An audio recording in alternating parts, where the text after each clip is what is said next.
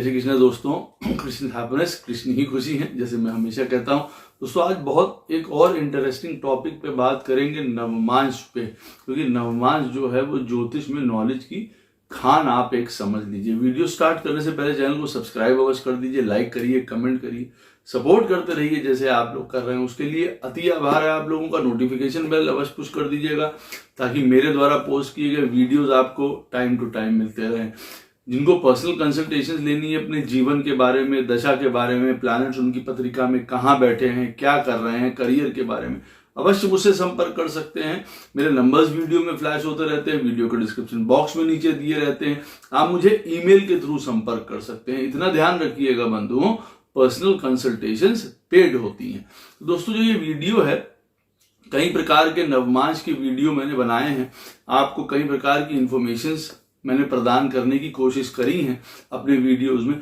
ये वीडियो जो है नवमांश का, ये कई प्रकार की आपको एक तरीके से एक्स्ट्रा इंफॉर्मेशन प्रदान करेगा, जिससे आप कहीं और नई बातें जान पाएंगे। हम इसमें जो है वो नवमांश को और लगन कुंडली को दोनों को मैच भी करेंगे कई चीजों के लिए, तो उससे हमारी जानकारियां जो हैं और क्लियर होंगी। अब हमारी पत्रिका में नवमांश लगन में शनि महाराज जिस राशि में बैठे होते हैं, बहुत इंपॉर्टेंट होती है वो राशि। अब जिसमें भी वो बैठे होते हैं उसका स्वामी जो भी होगा, नवमांश लगन में शनि महाराज जिस भी राशि में बैठे हैं, उदाहरण के तौर पे आपके नवमांश कुंडली में शनि महाराज कर्क राशि में बैठे हैं, उसके स्वामी हुए चंद्रमा जी। अब ये चंद्रमा अगर आपकी पत्रिका में लगन कुंडली में स्ट्रॉन्ग बैठे हुए हैं, अच्छे घरों में बैठे हुए हैं, मित्र राशि के, स्व राशि के, उच्च राशि के बैठे हुए हैं, तब आप ये याद रखिए आपकी हर पेन और सफरिंग में ये मून आपके काम आएगा। मून रिप्रेजेंट करता है मदर को, मदर आपके काम आएंगी, सदैव आपका सुदृढ़ एक बैकबोन बनी रहेंगी जीवन में।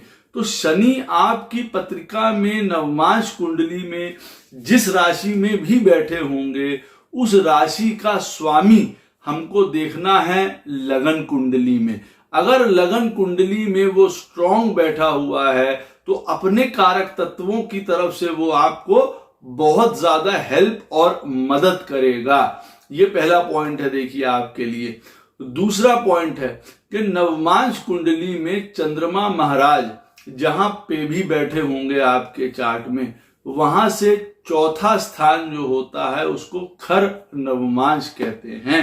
चंद्रमा आपकी पत्रिका में उदाहरण के तौर पे तुला राशि में बैठा हुआ है नवमांश कुंडली में, वहां से जब आप 4 आगे गिनेंगे तो राशि आएगी मकर की। इस मकर राशि में चंद्रमा नवमांश कुंडली में जिस राशि में बैठा हुआ है, वहां से चौथी राशि देखनी है। इस खर नवमांश, इसको खर नवमांश कहते हैं, चंद्रमा से चौथी पोजीशन नवमांश कुंडली में। इस राशि पर जब भी मेलेफिक प्लैनेट्स शनि, मंगल, सूर्य, केतु, राहु, इन सबका ट्रांजिट होगा, जब जब ये लोग दशा और अंतरदशा में उस राशि के ऊपर से होके निकलेंगे, तब कई प्रकार की प्रॉब्लम्स जीवन में आ सकती हैं। ये टाइम काफी सतर्क रहने का होता है, ये टाइम रेमेडीज करने का भी होता है, जिससे कि हम अपना बचाव कर पाएं। नवमांश कुंडली के जो केंद्र स्थान होते हैं, यानी कि 1, 4, 7 और 10 नवमांश कुंडली के जो ये केंद्र स्थान होते हैं, इनके लॉर्ड्स स्ट्रॉन्ग होने चाहिए। कहां स्ट्रॉन्ग होने चाहिए? आपकी लगन कुंडली में। यानी कि नवमांश कुंडली का जो लगन का लॉर्ड है, कोई भी आपकी नवमांश कुंडली में लगन का लॉर्ड बन के आ रहा है, मान लीजिए आपकी नवमांश कुंडली में लगन का लॉर्ड है मंगल, फर्स्ट हाउस का। ये मंगल आपकी लगन कुंडली में बहुत सुदृढ़ बैठा होना चाहिए, मजबूत बैठा होना चाहिए, अच्छे घरों में बैठा होना चाहिए। क्यों? क्योंकि ये आपको तब अच्छी हेल्थ गारंटी करेगा। मान लीजिए किसी की पत्रिका में लगन का लॉर्ड, स्वयं के लगन का लॉर्ड खराब स्थिति में बैठा हुआ है, तो उसको हेल्थ के इश्यूज आ सकते हैं। लेकिन नवमांश कुंडली के लगन का लॉर्ड अगर आपके लगन कुंडली में मजबूत बैठा हुआ है, सुदृढ़ बैठा हुआ है, तब आपको हर प्रकार की हेल्थ प्रॉब्लम से वो बचाने की अवश्य कोशिश करेगा और अच्छी हेल्थ प्रदान करेगा। आपकी नवमांश कुंडली का दूसरा केंद्र स्थान का स्वामी फोर्थ हाउस का लॉर्ड जो नवमांश कुंडली का है, अगर आपकी लगन कुंडली में अच्छे घरों में बैठा है, मजबूत है, स्वराशि का है, एग्जॉल्टेड है, तब ये आपको धर्म और स्पिरिचुअलिटी दोनों चीजों की तरफ ले जाएगा, आकर्षित करेगा। और आपका अगर स्पिरिचुअलिटी की तरफ जाने की इच्छा है तो उस चीज को पूरी करेगा। नवमांश लगन के फोर्थ हाउस का लॉर्ड अगर आपके लगन कुंडली में सुदृढ़ बैठा हुआ है, मजबूत बैठा हुआ है, तो आपको स्पिरिचुअलिटी, धर्म, पूजा पाठ, मंत्र करने में सरलता और आसानी होगी।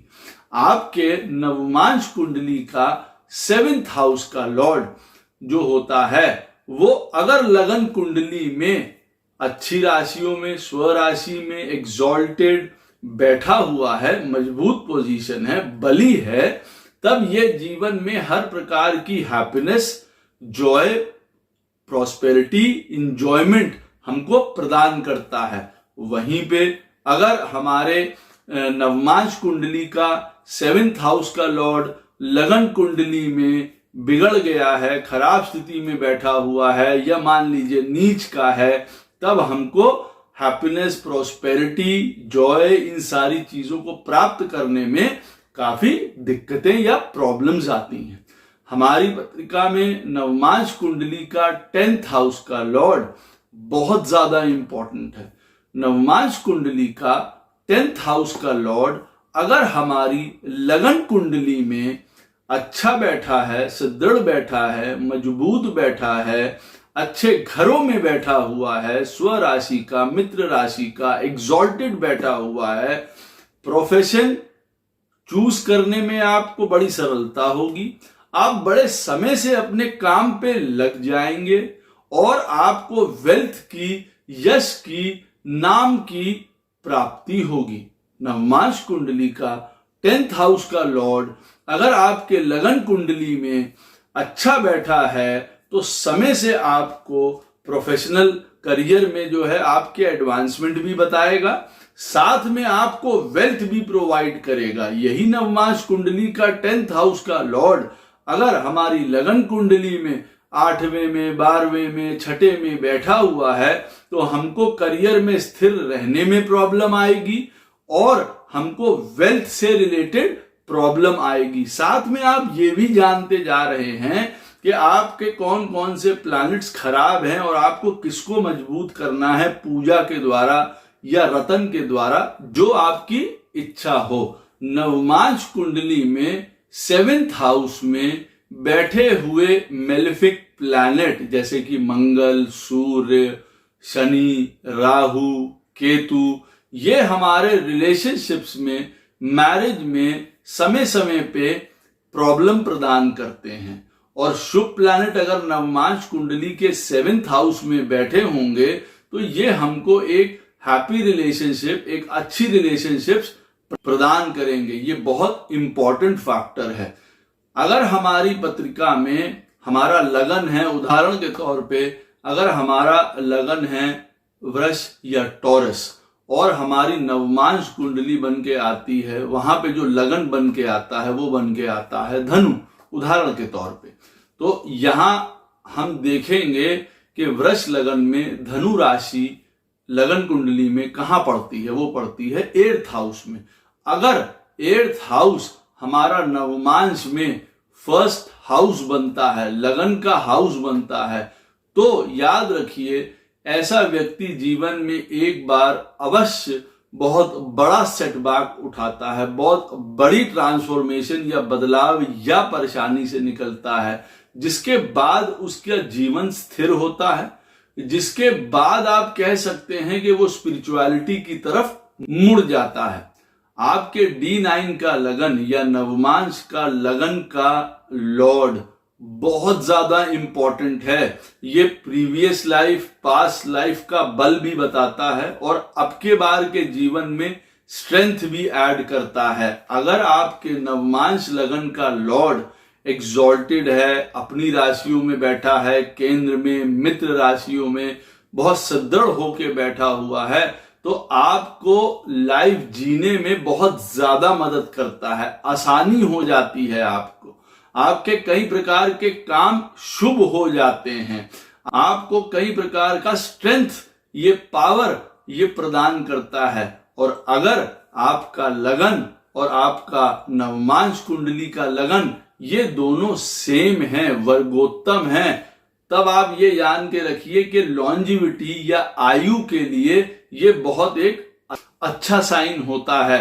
आपके लगन का लॉर्ड जो भी है, अगर वो नवमांश कुंडली में अच्छे घरों में बैठा हुआ है, वर्गोत्तम है, अपनी राशियों का, मित्र राशियों का एग्जॉल्टेड बैठा हुआ है, तब आप ये याद रखिए कि आपको लाइफ को जीने में सरलता होगी, आपका भाग्य आपका साथ देगा, आपको बहुत कम टेंशन, परेशानी, बड़ी ज्यादा मेहनत, इनसे आपको छुटकारा मिलेगा। वहीं पे आपके जो लगन का लॉर्ड है, अगर D9 चार्ट में, नवमांश चार्ट में अच्छा नहीं बैठा हुआ है, तो आपको अपने भाग्य के लिए ज्यादा मेहनत करनी पड़ेगी।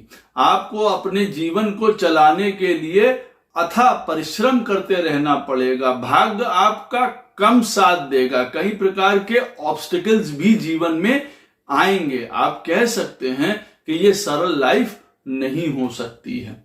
आपकी पत्रिका में, लगन कुंडली में अगर आपके 9th हाउस का लॉर्ड, भाग्य का स्वामी नवमांश कुंडली में सुदृढ़ जगह बैठा हुआ है, अच्छी जगह बैठा हुआ है, मित्र राशियों में एग्जॉल्टेड बैठा हुआ है, तो आपको भाग्य अवश्य साथ देगा, समय समय पे साथ देगा। जो प्लैनेट जितनी उम्र बताता है, उस उम्र पे आपका भाग्य उदय करवाएगा। ये पास्ट लाइफ से आपको एक प्रकार की ब्लेसिंग्स है।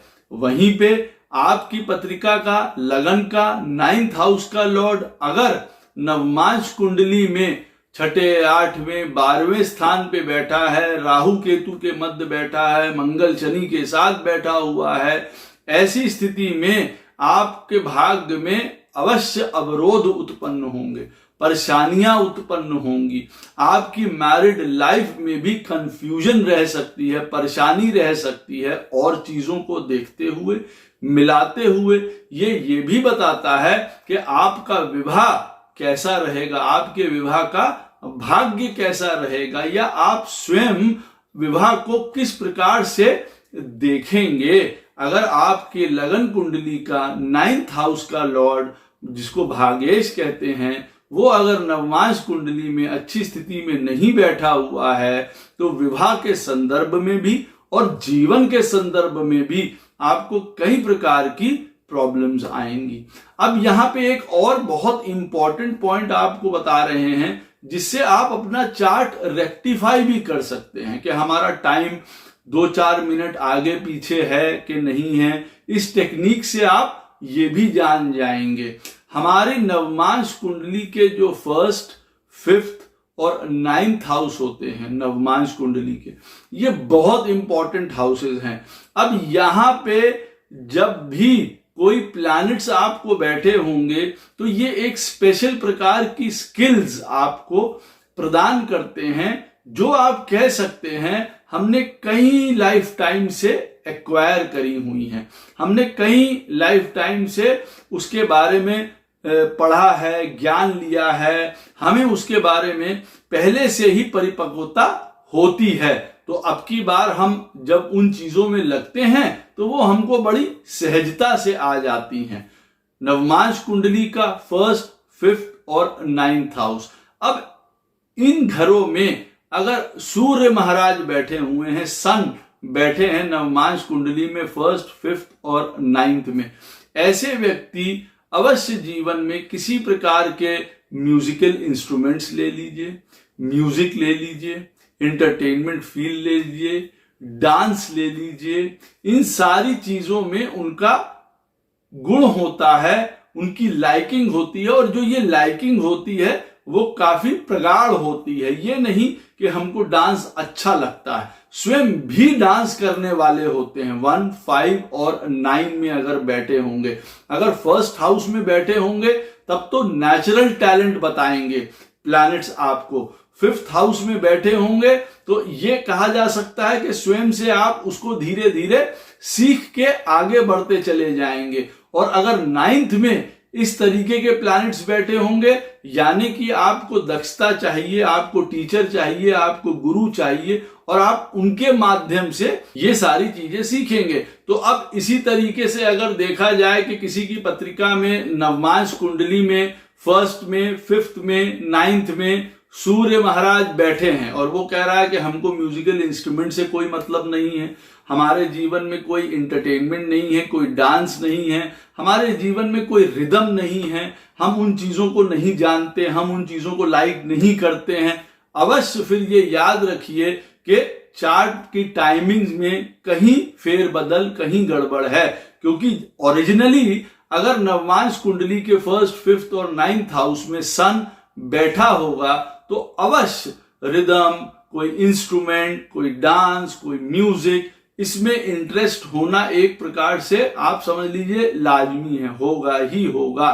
पॉलिटिकली भी ऐसा आदमी नॉलेज अवश्य रखेगा। ये जरूरी नहीं है कि वो पॉलिटिक्स में जाए, लेकिन पॉलिटिक्स की, एडमिनिस्ट्रेशन की उसको अच्छी समझ होगी या उसकी लाइकिंग होगी, वो पढ़ना या समझना चाहेगा उस बारे में भी, और ऐसे लोगों के साथ उसका कनेक्शंस भी बहुत ज्यादा होंगे।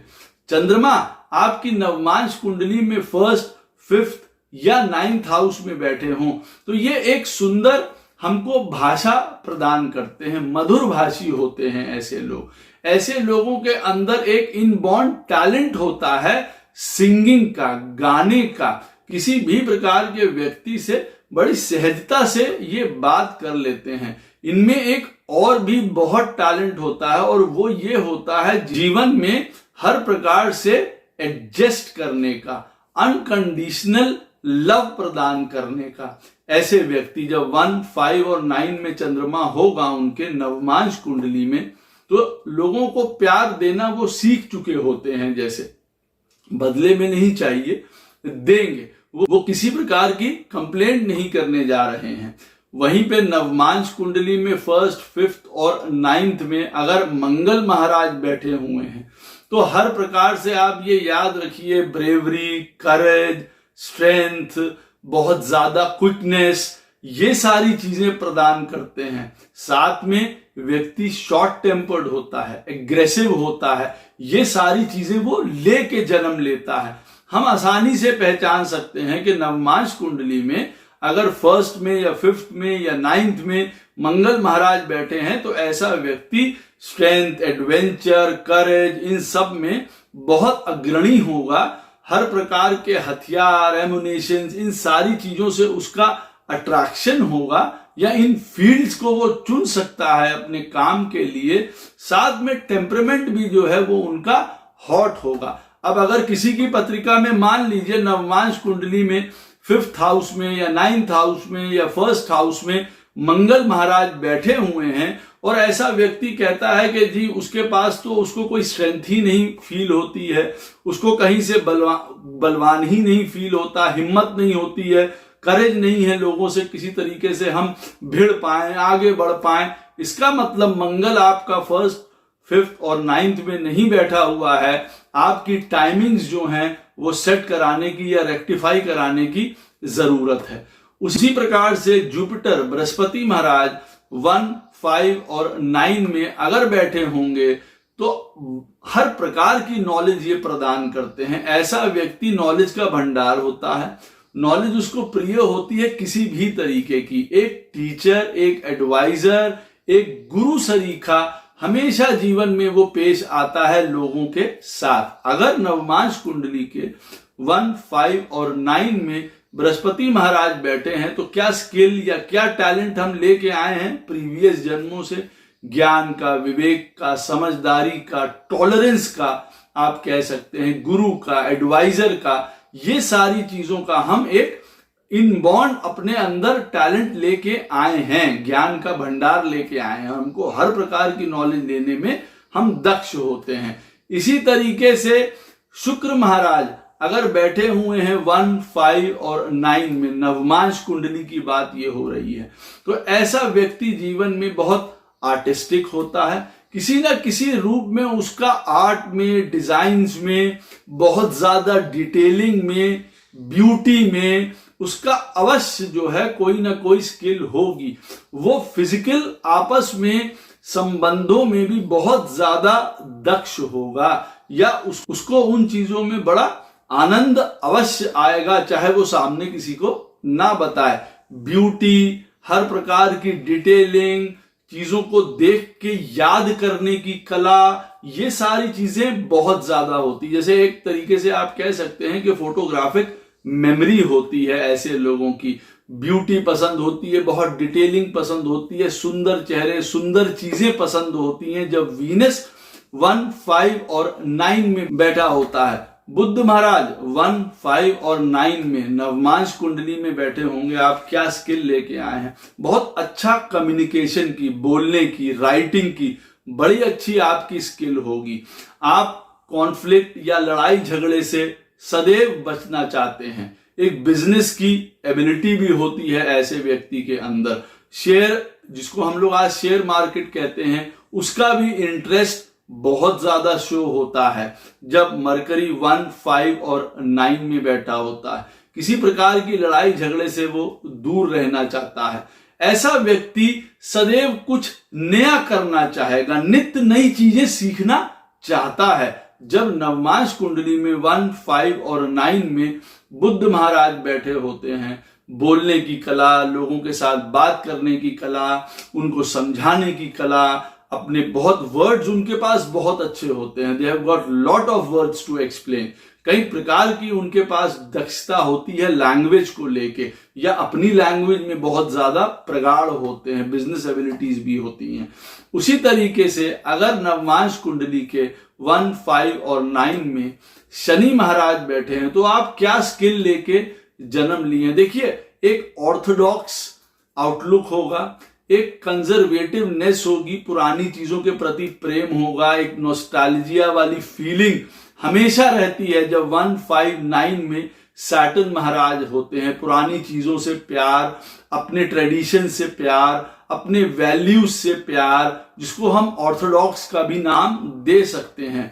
हार्ड वर्किंग होते हैं ऐसे व्यक्ति जब सैटर्न 1, 5 और 9 में बैठा होता है। उनके जीवन का सबसे बड़ी स्किल ही ये होती है कि उनको अपने जीवन में डिसिप्लिन होता है, रिस्पॉन्सिबिलिटी उनको जीवन में होती है। अगर नहीं है तो आप ये समझ सकते हैं कि फिर कहीं ना कहीं चार्ट में कुछ प्रॉब्लम आ रही है, टाइम नहीं सही है। अगर कोई व्यक्ति कहता है कि मेरे नवमांश कुंडली में 5th हाउस में सैटर्न बैठा हुआ है और मैं बिल्कुल भी रिस्पॉन्सिबिलिटी नहीं लेता हूं, रिस्पॉन्सिबल नहीं हूं, किसी भी प्रकार की पुरानी प्रथा, चीजें, घर परिवार, ऑर्थोडॉक्स कंजर्वेटिव पना, अपनी चीजों को लेके बड़ा दृढ़ होना, अपने घर परिवार, अपनी सोच को लेके बहुत अडिग होना, ये मेरे में नहीं है, इसका मतलब 1, 5 और 9 में आपका सैटर्न नहीं बैठा हुआ है। ये कला है आपकी, ये स्किल है आपका, ये क्वालिटी है आपकी जीवन में।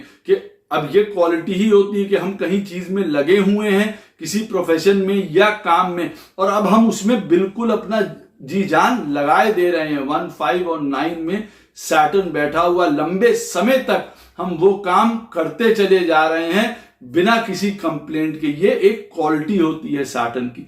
वहीं पे राहु महाराज अगर 1, 5 और 9 में बैठे हुए नवमांश कुंडली में, तो बड़े बड़े काम, बड़े इंडस्ट्रीज, बड़ी मशीन, इन सब में काम करने की कला देता है, या ये वाली पढ़ाई करने की कला देता है।